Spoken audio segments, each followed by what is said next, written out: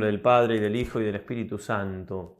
Amén. Dios te salve María, llena eres de gracia, el Señor es contigo. Bendita tú eres entre todas las mujeres, y bendito es el fruto de tu vientre Jesús.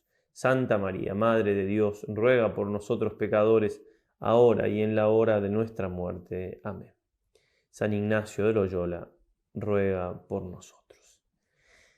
Comenzamos entonces una meditación más, un día más, una contemplación más de estos santos ejercicios con grande ánimo y liberalidad. Estamos buscando algo tan grande, tan importante como es nuestra santidad, como es la gloria de Dios, como es la felicidad. Cuanto más podamos tener en esta vida que nos encamina a la felicidad eterna del cielo. Y en este sentido estamos siguiendo a quien es el camino, la verdad y la vida, nuestro Señor. Meditando, contemplando sus misterios, tratamos de entender un poco más qué significa que Dios se haya hecho hombre y cuánto implica en nuestra vida y cuánto debería implicar esto en nuestra vida. Decía San Ambrosio de Milán, todo lo tenemos en Cristo, todo es Cristo. Si quieres curar tus heridas, Él es médico. Si estás ardiendo de fiebre, Él es manantial. Si estás oprimido por la iniquidad, Él es justicia. Si tienes necesidad de ayuda, Él es vigor. Si temes la muerte, Él es vida. Si deseas el cielo, Él es el camino. Si refugio de las tinieblas, Él es la luz. Si buscas manjar, Él es el alimento. Todo lo tenemos en Cristo, todo es Cristo. En este misterio que contemplaremos en este día, se nos presenta el Señor entonces, que llevado al templo por María y José, también ver los ejemplos de María y de José, y en el caso puntual de esta contemplación de Simeón y Santa Ana, ambos santos que aparecen en escena. Luego de ponernos en presencia de Dios, como siempre, luego de hacer la oración preparatoria del número 46 del libro de los ejercicios, pedirle al Señor con estas palabras u otras semejantes que todas nuestras intenciones, acciones y operaciones, es decir, todo lo que yo busque y todo lo que yo haga interiormente y exteriormente, si hago algo por fuera también, vayan ordenadas al mayor servicio de alabanza de su divina majestad. Que la historia nos va a traer San Ignacio en el número 268 con este título, de la purificación de Nuestra Señora y representación del niño Jesús. Escribe San Lucas, capítulo 2, del 22 al 39, que vamos a leer entonces ahora.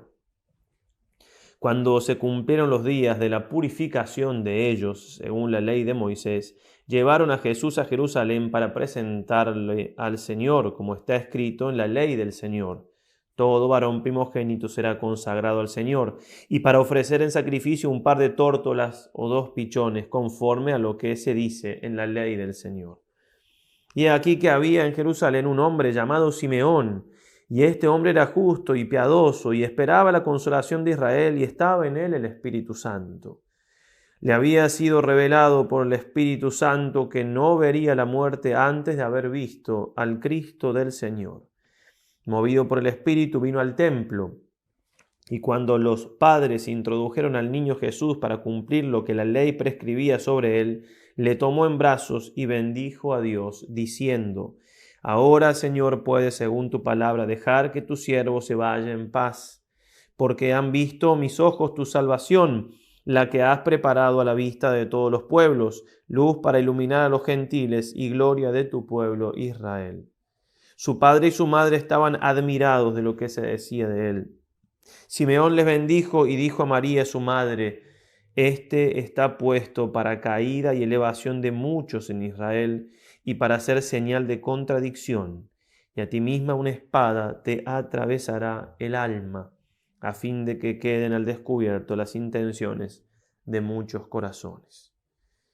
Había también una profetisa, Ana, hija de Fanuel, de la tribu de Aser, de edad avanzada. Después de casarse había vivido 7 años con su marido y permaneció viuda hasta los 84 años. No se apartaba del templo, sirviendo a Dios noche y día en ayunos y oraciones. Como se presentase en aquella misma hora, alababa a Dios y hablaba del niño a todos los que esperaban la redención de Jerusalén. Así que cumplieron todas las cosas según la ley del Señor, volvieron a Jerusalén, a su ciudad de Nazaret. Para la composición del lugar, que nos puede servir también para el resto de la contemplación, nos vamos entonces al templo de Jerusalén. Lo que estamos viendo es el templo detrás, no es una maqueta muy bien hecha, muy bien lograda. Podemos observar la Torre Antonia adelante y atrás el templo de Jerusalén, o ambas cosas construidas por Herodes el Grande. El templo es el tercero, el primero lo había hecho Salomón, luego fue reconstruido por Zorobabel y finalmente Herodes el Grande, entre 9 y 19 años antes de Cristo, comenzó a hacerlo y se terminó varios años después de la muerte y resurrección del Señor. Era la obra más grande que había en ese tiempo. Cabían en su explanada, lo que podemos ver ahora, unas 250.000 personas. Era realmente una obra gigantesca que hablaba de esa fe del pueblo judío, de la presencia del Señor allí. Templo que, por supuesto, era figura de Cristo, que es la presencia de Dios por antonomasia. Tenía un atrio de los gentiles, que es lo que podemos ver ahora, con sus pórticos, como podemos observar, con columnas y demás. Puertas por donde se podían ingresar, como estaba en un monte, el monte Sión, del cual se habla mucho en el Antiguo Testamento, vértice del cielo, ciudad del gran reino. Entonces también tiene ingresos por escaleras majestuosas. El atrio de los gentiles era un lugar donde podía ingresar cualquiera a adorar a Dios. Es el lugar también donde el Señor hace la expulsión de los mercaderes. Ahí estaban. En ese tiempo habían unos 7.000 sacerdotes, pero no todos vivían en Jerusalén. La gran mayoría vivía fuera de Jerusalén y iban a Jerusalén solamente cuando les tocaba servir en el templo.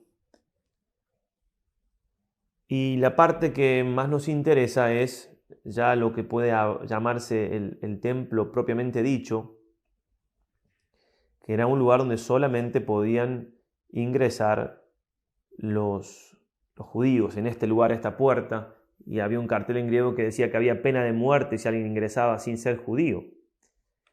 En este primer lugar es el atrio de las mujeres. Ahí vemos una parejita en esta maqueta tan bien hecha. Podrían ser José y María.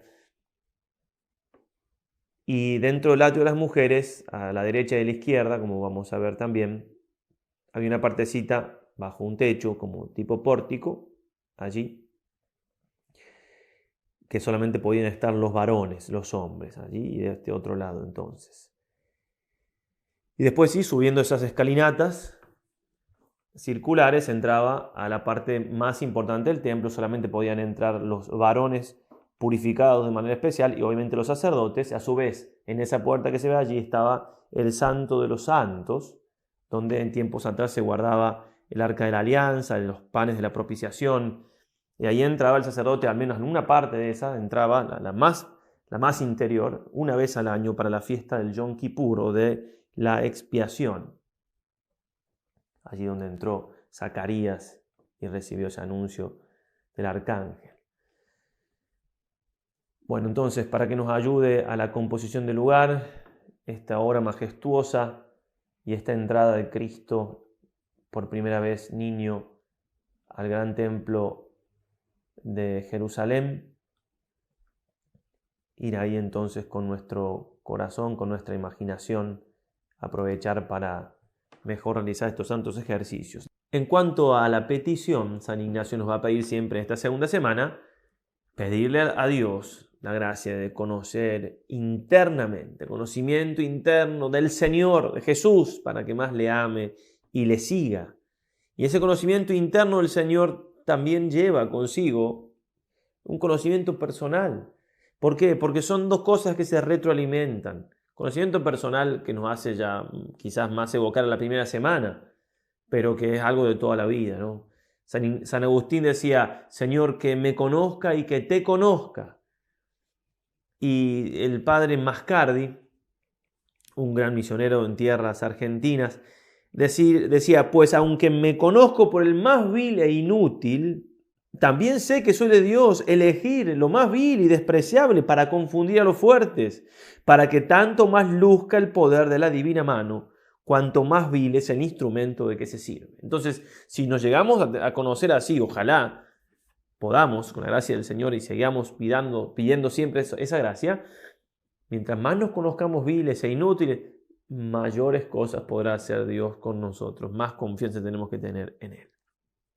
Dividimos esta contemplación en 3 puntos, siguiendo a San Ignacio, por supuesto. En primer lugar, la presentación en el templo en sí misma del niño Jesús y la purificación de María Santísima. Va a decir así San Ignacio: primero, traen al niño Jesús al templo para que sea representado al Señor como primogénito y ofrecen por él un par de tórtolas o 2 hijos de palomas. Los días anteriores a la purificación, desde el nacimiento del Señor hasta estos 40 días que pasan y lo presentan al templo, tiene lugar la circuncisión a los 8 días más exactamente. San Ignacio trae esa contemplación en el número 266, la pueden hacer con mucho provecho también. Veámoslo al Señor niño llorando, derramando sus primeras gotas de sangre divinísima que salva a la humanidad de sus pecados. También allí se le pone el nombre, Jesús, como le había dicho el ángel a San José: le pondrás por nombre Yeshua, que significa Yahvé salva. Y aclara el ángel: porque salvará a su pueblo de sus pecados. ¿A qué viene Dios al mundo? ¿Qué hace Jesús aquí? ¿Cuál es su misión? Salvarnos de los pecados. Si yo puedo acercarme a Jesús para pedirle cualquier cosa, buena, por mi salud, por lo que sea, pero lo más importante, por lejos, que tengo que pedirle a Jesús es salvarme, que me salve de los pecados. Y si soy un pecador, con más confianza tengo que ir a Él. Él vino a buscar a los pecadores, esa es su misión. Y además que si no le pido eso a Él, no se lo puedo pedir a ningún otro, porque el único que me salva de los pecados es el Señor. Acercarme a Él con confianza entonces. Podemos ver a María Santísima durante estos días previos que no podía tocar ciertas cosas santas, que no podía dirigirse al templo porque tenía que ser purificada legalmente. Ella, la Santísima, que tenía en su regazo al Hijo de Dios encarnado. Pero María, por supuesto, con toda su humildad, se somete a esas leyes y hace todo lo que tiene que hacer según la ley. José, varón justo y piadoso, esos días en Belén habrá trabajado en su oficio de carpintero para ganar también las monedas que hacían falta para presentar al templo, los 5 siclos. En esos días, obviamente, previos, la tarea de José habrá sido todo lo referente también a acompañar y proteger a su familia. Y después, bueno, llevando al templo a Jesús y después volver recién a Galilea. Obviamente que no estarían ni muy cómodos porque estarían allá en casa de familiares probablemente. Y en acompañar a la Sagrada Familia en todo esto y en este llevar a Jesús al templo. ¿Cuál era el motivo? ¿Por qué había que presentarlo? Ya algo citamos cuando leímos el Evangelio, pero leemos algún texto del Antiguo Testamento, en primer lugar del libro del Levítico. Consagrarás a Yahvé todo lo que abre el seno materno, el primogénito. Todo primer nacido de tus ganados, si son machos, pertenecen también a Yahvé. Todo primer nacido del asno lo rescatarás con un cordero. No mataban el asno, sino que mataban un cordero. Y si no lo rescatas, lo desnucarás. Rescatarás también todo primogénito de entre tus hijos. Y cuando el día de mañana te pregunte tu hijo, ¿qué significa esto? Le dirás: con mano fuerte nos sacó Yahvé de Egipto, de la casa de servidumbre. Como Faraón se obstinó en no dejarnos salir, Yahvé mató a todos los primogénitos en el país de Egipto, desde el primogénito del hombre hasta el primogénito del ganado. Por eso sacrifico a Yahvé todo macho que abre el seno materno y rescato todo primogénito de mis hijos. Esto será como señal en tu mano y como insignia entre tus ojos, porque con mano fuerte nos sacó Yahvé de Egipto.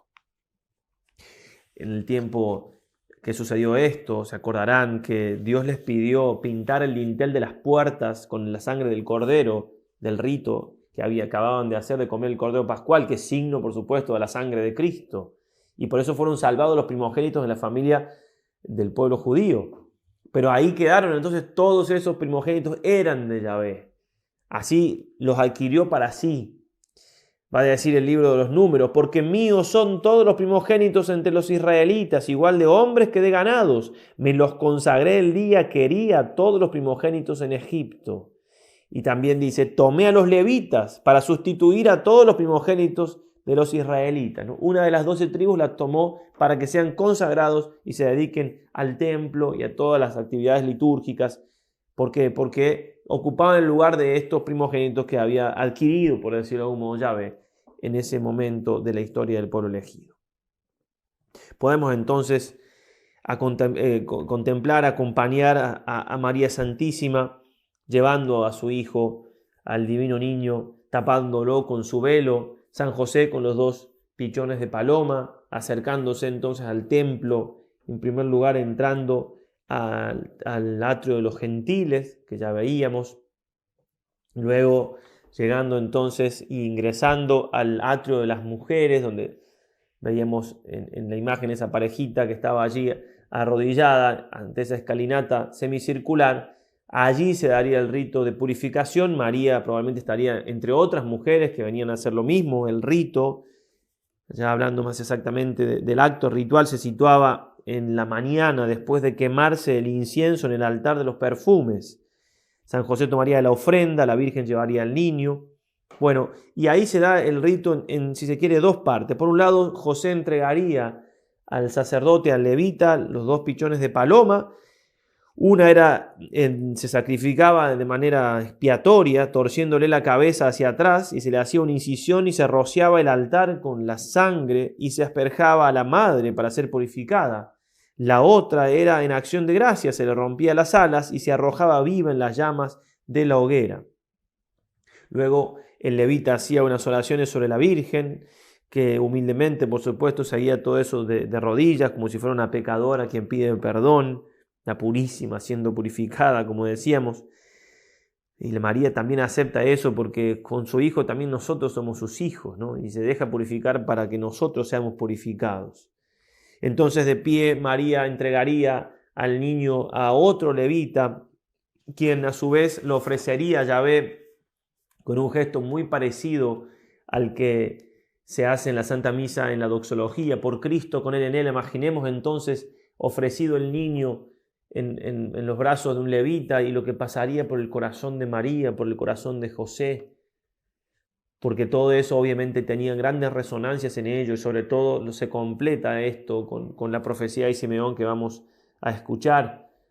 Y el sacerdote no reconoce que tiene a Jesús en sus brazos, en sus manos. Cuánto para meditar todos cuando estamos ante la Eucaristía, cuánto para meditar nosotros los sacerdotes, ¿no? Que tenemos a Jesús en nuestras manos todos los días en la Santa Misa y a veces, no digo que no lo reconozcamos, pero no vivimos con esa intensidad, esa verdad de tener a Dios entre mis manos. Bueno, meterse en la historia, recordemos siempre como un esclavito indigno, atender ahí, quizás acercarle algo al levita, ayudarlo a José con algo, a María. Bueno, estar ahí, metidos en la escena, de tal manera que esto no sea solamente algo intelectual, sino que también mis afectos tomen parte, mi corazón. Así se va dando la conversión, ¿no? Que todo mi ser se vaya transformando según el ejemplo, según la palabra de Dios, según los misterios de Cristo.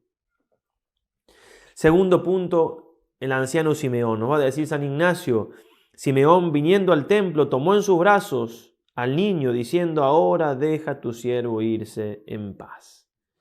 En medio de tanta gente, solo 2 personas reconocen a Jesús: Simeón, santo, y Santa Ana, los 2 piadosos de oraciones.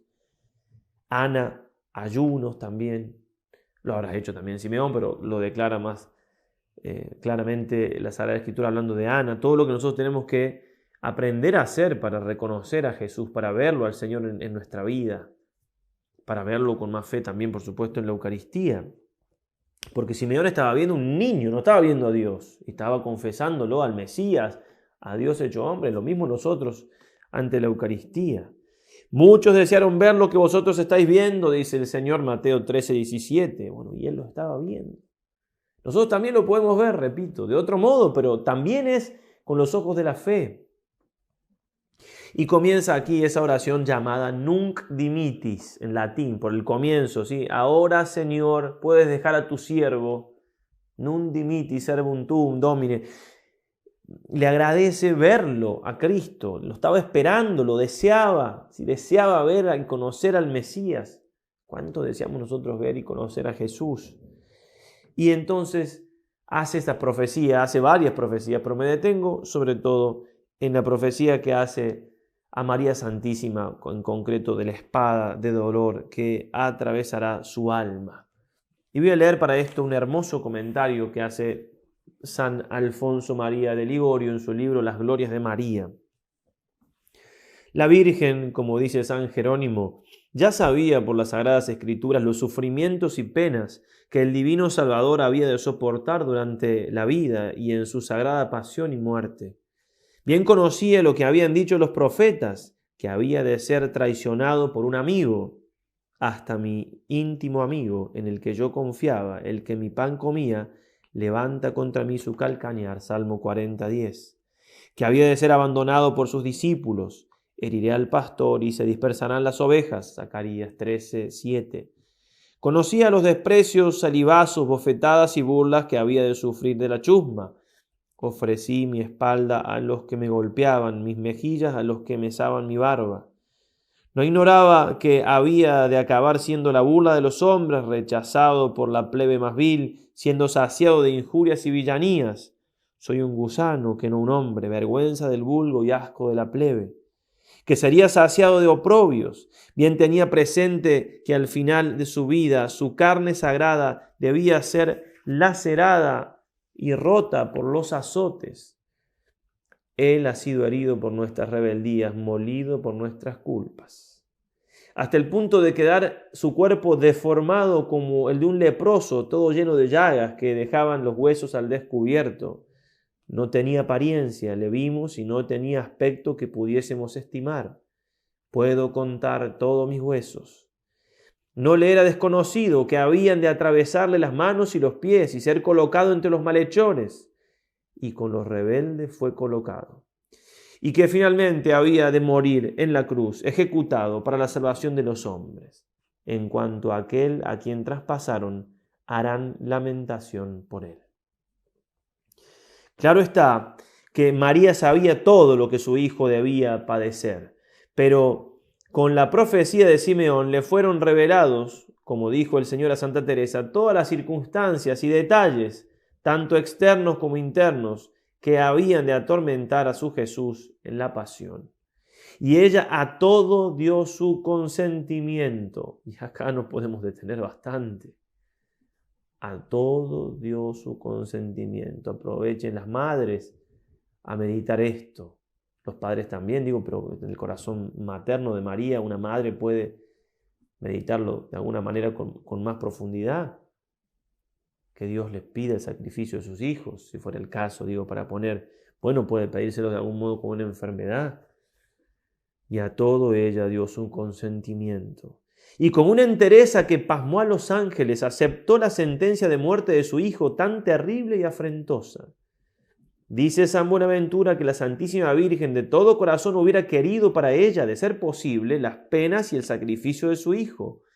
Pero por obedecer a Dios hizo el gran ofrecimiento de la vida de su amado Jesús por la salvación de la humanidad, venciéndose con sumo dolor por la ternura del amor que le tenía. Y Monseñor Fulton Sheen, en esa vida de Cristo que ya citábamos, también dice hermosamente: desde el momento en que hubo escuchado aquellas palabras de Simeón, ya nunca más volvería a levantar las manitos del niño sin ver en ellas una sombra de los clavos. Toda puesta del sol sería para ella una imagen teñida en sangre de la pasión de su hijo. Simeón retiró la vaina que ocultaba el futuro a los ojos humanos e hizo que la acerada hoja del dolor del mundo brillara ante los ojos de María. Cada pulsación que advirtiera en las diminutas muñecas de su hijito sería para ella como el eco de un martillazo inminente. Si él estaba siendo dedicado para la salvación mediante el sufrimiento, lo mismo cabía decir de ella. No bien acababa de ser botada al mar del mundo aquella joven vida, cuando ya Simeón, viejo marinero, hablaba de naufragios. Todavía ninguna copa de amargura procedente del Padre había rozado los labios del niño, cuando una espada era mostrada ya a su madre. Él había de ser el varón de dolores, ella sería madre de dolores. Una Madonna sin sufrimientos junto a un Cristo sufriente sería una Madonna sin amor. Estar ahí entonces en la historia, mirar ese rostro de Simeón al hablar de la primera parte, de esa alegría de ver al Salvador, y quizás mirando al cielo, y después mirarla a María, y ya más sombríamente decirle que una espada atravesaría su alma, y ya clavarla en ese momento. Cuánto para aprender, cuánto para imitar a nuestra Madre, cuánto para pedirle. El tercer punto, más breve, dice San Ignacio, que consideremos a Ana, a la profetisa. Viniendo después confesaba ella al Señor y hablaba de él a todos los que esperaban la redención de Israel.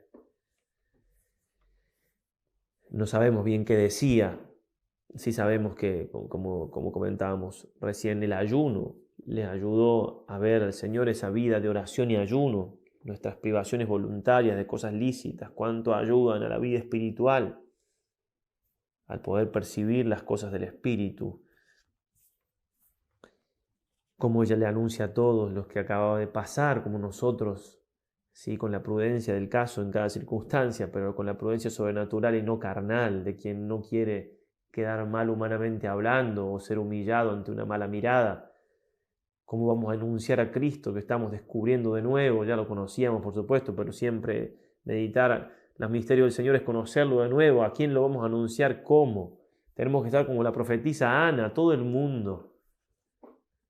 Habría que perder esa prudencia tan humana de no hablar de Jesús, de tener miedo, bajo esa prudencia muchas veces se esconde cobardía. Que podamos decir con María, siguiendo su ejemplo, por supuesto, de ese corazón mártir, de la reina de los mártires: he aquí que vengo, Señor, a hacer tu voluntad, y que en ese hacer la voluntad de Dios como ella, siguiendo a su Hijo, por supuesto, no sea solamente lo que implica nuestra vida personal, sino también a la vida de nuestros seres queridos, como fue en el caso de María, que muchas veces, como también fue el caso de María, es más doloroso aceptar el sufrimiento de alguien que queremos que el nuestro propio. Pero si es voluntad de Dios, entonces que sea voluntad de Dios. Ave María Purísima, sin pecado concebida.